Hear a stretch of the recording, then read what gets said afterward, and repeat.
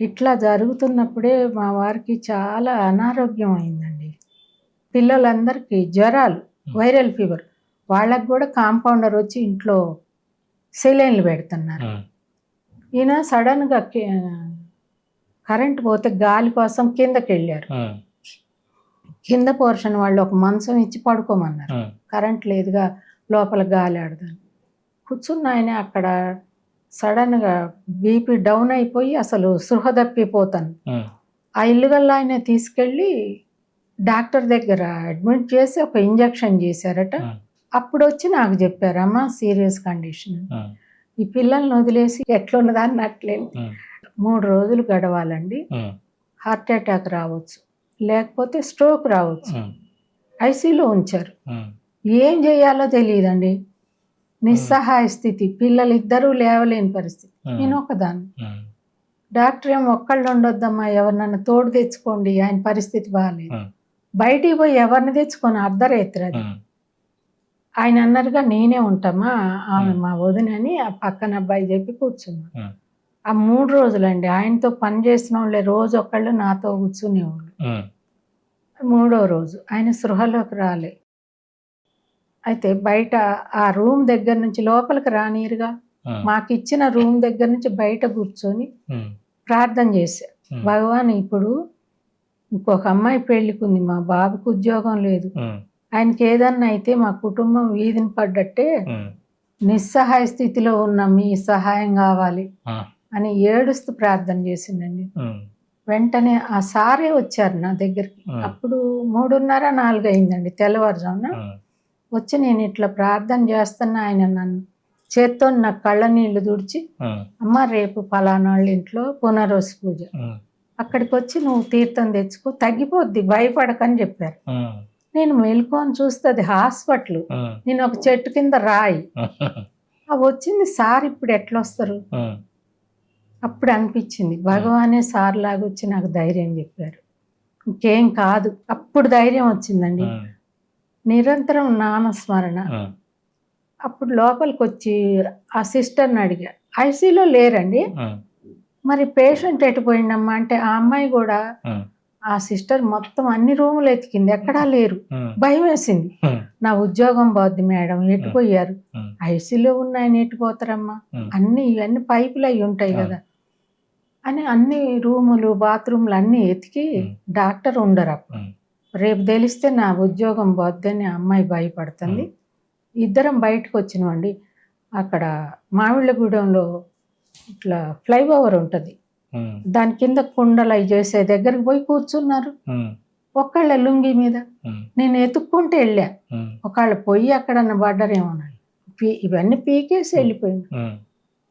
అరే, ఇక్కడ కూర్చున్నారేంటంటే, అక్కడ ఏంటా నరకం, ఎంతసేపు ఉండను నేను, ఇంటికెళ్దామంటే, నడిచే పరిస్థితి కాదు, ఎట్లా పోతారు ఇంటికి? హ్మ్. ఆ సిస్టర్ బతిమలాడింది. డాక్టర్ వచ్చాక మీరెళ్దురు గాని సార్, హ్మ్. నా ఉద్యోగం పోద్ది అని మళ్ళీ ఇద్దరం లాక్కొచ్చి హ్మ్. వార్డులో పడుకోబెట్టింది. హ్మ్. అది ఎవరికన్నా చెప్తే నమ్ముతారండి? నమ్మలేదు. ఐసీయూలో ఉన్న మనిషి నడవలేరు గదా! హ్మ్. అడుగు తీసి అడుగు పెట్టి స్పృహలో లేని మనిషి. అవును. అది ఏంటి ఇది?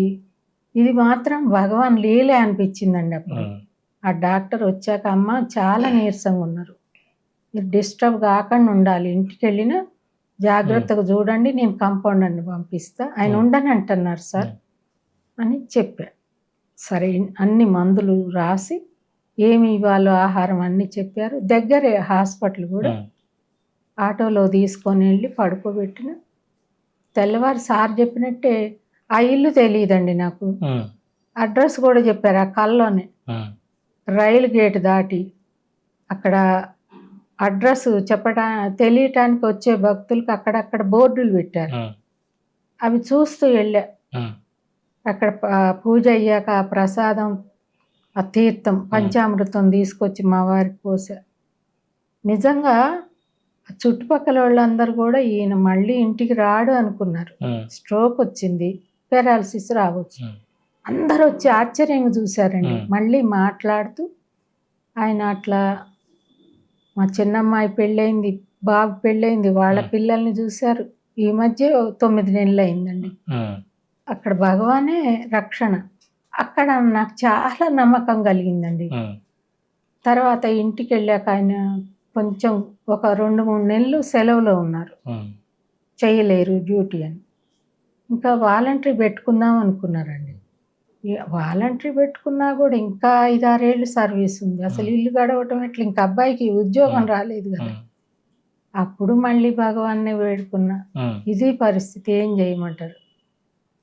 అయితే 2-3 నెలలు అన్ని ప్రయత్నాలు అయినాయండి. ఆయన ఒక సంతకం చేస్తే అయిపోద్ది. అయితే ఇంకా చాలా టైం ఉంది, మీ బదులు ఇంకెవరినన్నా చేస్తూ మీరు సంతకం చేయండి అని వాళ్ళు ఆఫీసర్ ఒప్పుకున్నారు. ఆ 2-3 నెలలు కూడా ఆఫీసులో ఉన్న, ఇంట్లో ఉన్న, రెస్ట్గా ఉన్నారండి. అది భగవంతుడి కృపే కదా, అట్లా ఒప్పుకోరు కదా. వాలంటరీ పెట్టుకున్నాక కూడా ఆగిపోయింది అది. అక్కడ భగవాను లీలలై, ఆయనకి వీళ్ళు ఉన్నతమైన వాళ్ళు, వీళ్ళు తక్కువైన వాళ్ళు, ఆయనకి ఏ భేదం లేదండి. కాకపోతే ఒక్కటి, పూజలో నిజాయితీ ఉండాలి. మన భావాలు కూడా, భావాలు, పూజ అన్నీ పవిత్రంగా ఉండాలండి. పూజ అంటే ఎన్నో గంపెడు పూలు తెచ్చి అట్లా చేయమని కూడా చెప్పట్లే ఆయన. ఆ భాషణలలో ఒక ఆవిడ, మా అలాంటి ఆవిడ, లక్షపత్రి పూజ చేశాను భగవాన్, ఈ 1,00,000 తులసి నువ్వు చేశానంటే 1,00,000 సార్లు నిన్ను నువ్వు గిల్లుకో, అసలు ఆ బాధ ఏంటో నీకు తెలుస్తుంది. ఆయన ఆత్మగా ఉన్నారు కాబట్టి పక్షుల్ని ప్రేమించేవాళ్ళు, చెట్లను ఎవరైనా గట్టికి కొట్టిన ఆకుల కోసం నిన్ను కొడితే తెలుస్తుంది ఆ బాధ, అట్లా చెప్పేవాళ్ళు. ఆయన నిజంగా అంత ఉన్నతమైన స్థాయిలో ఉన్న భగవాన్ మా కోసం దిగొచ్చారా లేదా. ఎన్నో లీలలండి, ఎన్నంటే అద్భుతమైన లీలలు. ఆయన ఒక్కటే, నేనే మొట్టమొదటి నామం, ఇది చేసుకోండి మీకు మోక్షం. నేను అనేది మొట్టమొదటి భగవంతుడి యొక్క మొట్టమొదటి నామం ఓంకారం కన్నా ముందు నేను. అసలు ఆ మార్గంలోకి వెళ్ళటానికి కారణం ఏంటి? ఎక్కడికి వెళ్ళినా ఇన్ని జపాలు చేయాలి, ఇన్ని పూజలు, ఇన్ని ప్రదక్షిణలు, ఇవి నాకు సాధ్యం కాదు. భగవాన్ నేనెవరో తెలుసుకోకపోవటమే నీ సమస్య అన్నారు. ఇదేదో చాలా ఈజీగా ఉందనుకున్నాండి నా వరకు, అప్పుడు అట్లా అనిపించింది. కానీ నేను తెలుసుకోవాలంటే అన్నిటికన్నా కష్టమే. అది ఎంత సాధన ఉండాలి, ఎంతో నాలెడ్జ్ ఉండాలి, పూర్వజన్మ పుణ్యం కూడా ఉండాలి. నేను తెలుసుకోవాలి అనే సంకల్పం కూడా భగవంతుడు ఇచ్చింది. అట్లా 2-3 ఏళ్ల తర్వాత కూడా ఏం అర్థం కాలేదండి, ఏమీ అర్థం కావట్లేదని మళ్ళీ ఆ సత్సంగంలో అడుగుదామని, సార్ని అడగాలని వెళ్తే సార్ అప్పుడే స్టార్ట్ చేశారు ఉపన్యాసం. నేను తెలుసుకోవాలంటే చింత చెట్టుకి ఎన్ని ఆకులు ఉన్నాయో అన్ని జన్మలు పడతాయి అంటే, ఎన్ని ఆకులు అంటే కోట్ల లక్షల. అప్పుడు భయం వేసింది, అమ్మో నేను తెలుసుకోవాలంటే ఇంత కష్టమా, మరి ఇప్పుడు ఏం చెయ్యాలి, ఇప్పుడు ఏమీ తెలియదు. కానీ ఆయన ఉన్నారనే అనుభూతి వస్తుంది కదా. నాకైతే మీ దర్శనం కావాలి, మీ పాదాల స్పర్శ కావాలి, ఈ జనన మరణ చక్రంలో నన్ను పడేయద్దు. ఎందుకంటే ఈ జన్మ, మానవ జన్మ ఎంతో ఉత్తమమైనది అన్నారు. ఇన్ని కష్టాలు, ఇన్ని ఖేదాలు, అమ్మో నా వల్ల కాదు. మళ్ళీ జన్మలో మళ్ళీ పశువులు కావచ్చు, పక్షులు కావచ్చు, ఇంకా అధమ స్థితిలో ఉండొచ్చు. ఉన్నతమైన జన్మ ఇట్లుంది, వద్దు భగవాన్ నాకు, అందుకోసమే మీ పాదాల స్పర్శ కావాలి. రోజు ఇదండి ప్రార్థన.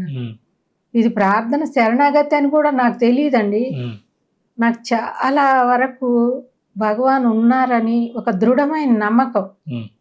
ఎందుకంటే ఇన్ని కష్టాల నుంచి బయటపడ్డాం కదా, ఇన్ని లీలలు చేసినప్పుడు వాళ్ళ పాద స్పర్శే ఎందుకు కావాలని అన్నారమ్మా అని మీరు అనుకోవచ్చు.